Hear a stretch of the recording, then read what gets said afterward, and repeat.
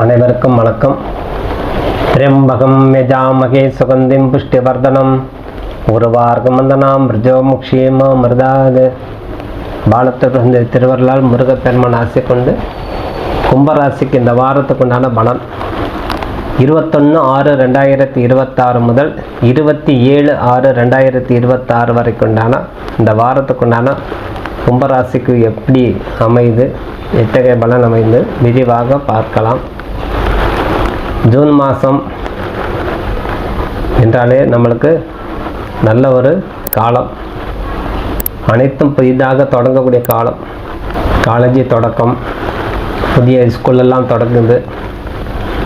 அதே போல் ஆலயத்துக்கு உண்டான விசேஷங்கள் நல்ல ஒரு தருணம்.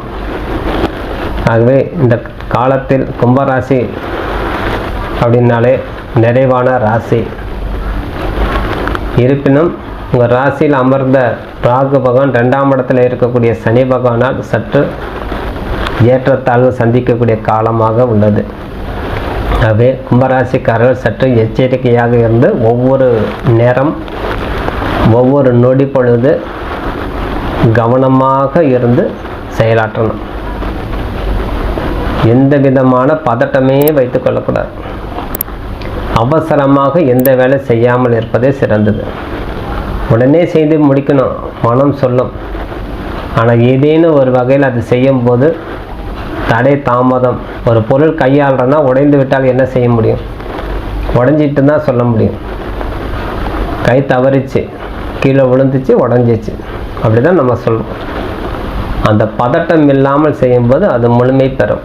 ஆகவே சற்று எச்சரிக்கையாக இருந்து எந்த விதமான வேலை செய்தாலும் கவனத்தோடு நிதானத்தோடு செய்து முடிக்கும் போது உங்களுக்கு அனைத்து விதத்தில் நன்மை நடக்க வாய்ப்பு கொடுக்கும். சனி 7.5 சனி, குரு பகவான் சுக்கிரன் 8ஆம் இடத்தில் மறைவு உங்கள் ராசிக்கு. இருப்பினும் உங்களுக்கு புதன் சூரியன் செவ்வாய் உங்களுக்கு உறுதுணையாக இருந்து வரக்கூடிய காலம்.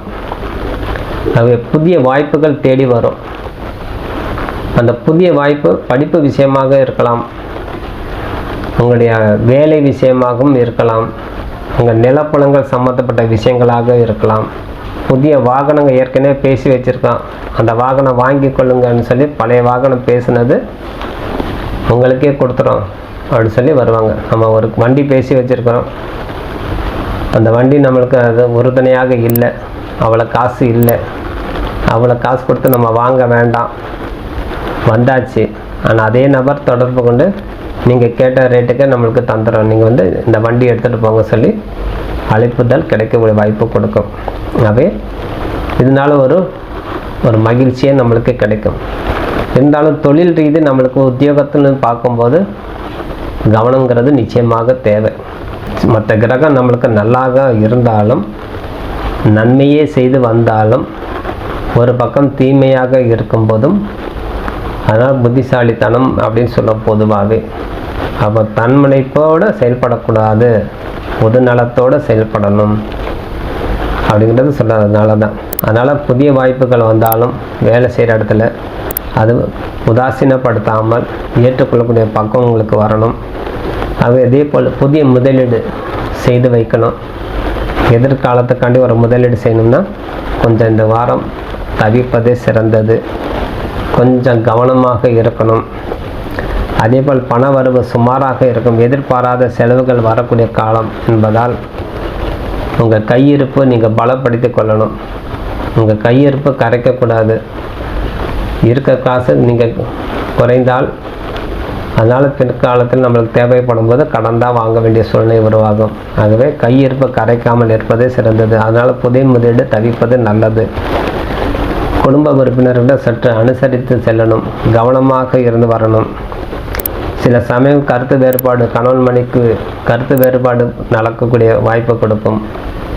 சூரிய பகவான் 5ஆம் இடத்தில் இருந்தால் 7ஆம் அதிபதி சொல்லக்கூடிய சூரியன் புதனோடு சேர்ந்து நல்ல தருணமாக இருந்தாலும் குருவும் சுக்கிரன் மறைவாக இருந்தால் கருத்து வேறுபாடு நிலவும். ஆகவே கணவன் மனைவிக்குண்டான உறவு பலப்படுத்தி கொள்ளணும், விட்டு கொடுத்து செல்வது சிறந்தது. அதனால தான் சொல்லுவாங்க பழமொழி, விட்டு கொடுத்தவன் கெட்டு போனது கிடையாது. அப்போ கணவன் மனைவி இருவரும் யாராவது ஒரு ஆள் விட்டு கொடுத்து செல்வதே சிறந்தது. அதனால் குடும்ப உறுப்பினர்கிட்ட நல்ல ஒரு மதிப்பு மரியாதை கிடைக்கும். அதேபோல் உடன்பிறப்புக்கிட்ட சற்று கவனமாக இருக்கணும். சகோதர சகோதரிக்கிட்ட, அதேபோல் அண்ணன் தம்பி, மூத்த குடிமகள், அத்தனை பேர்கிட்ட அனுசரிப்போடு நடந்து கொண்டாலே போதுமானது. ஆகவே எதுவுமே திட்டமிடுதல் இல்லாமல் நீங்கள் செயலாற்ற முடியாது. ஆகவே பொது வார்த்தைக்கு குடும்ப வார்த்தைக்கும் வித்தியாசம் உண்டு.